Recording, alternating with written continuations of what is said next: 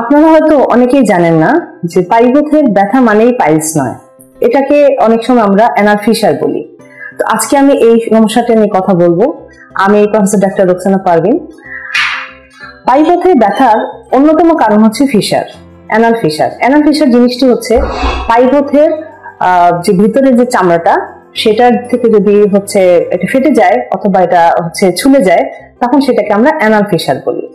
Anal fisher খুবই সাধারণ একটি রোগ, যেটি সবারই হতে পারে এবং এক্ষেত্রে 90% ক্ষেত্রেই কোনো চিকিৎসাই লাগে না। শুধুমাত্র আপনি বাসায় চিকিৎসা নিলেই কিন্তু এটার সমাধান সম্ভব। সেক্ষেত্রে আপনাকে যেটা করতে হবে, আপনার এমন ধরনের খাবার খেতে হবে যেন আপনার পায়খানা নরম থাকে। আপনি ওখানে কোনো ধরনের অয়েন্টমেন্ট বা ব্যথানাশক অয়েন্টমেন্ট ইউজ করতে পারেন। একটু কুসুম গরম শেক নিতে পারেন আপনার ব্যথা নিরাময়ের জন্য, এবং একটু রেস্ট নিতে পারেন। সেক্ষেত্রে কিন্তু অ্যানাল ফিশারের উপসর্গগুলি অনেক কমে যাবে। আর যদি না কমে, সেক্ষেত্রে আপনার চিকিৎসক আছেন, তার শরণাপন্ন হলেই চিকিৎসা একদম পুরোপুরি সফলভাবে সম্ভব। ধন্যবাদ।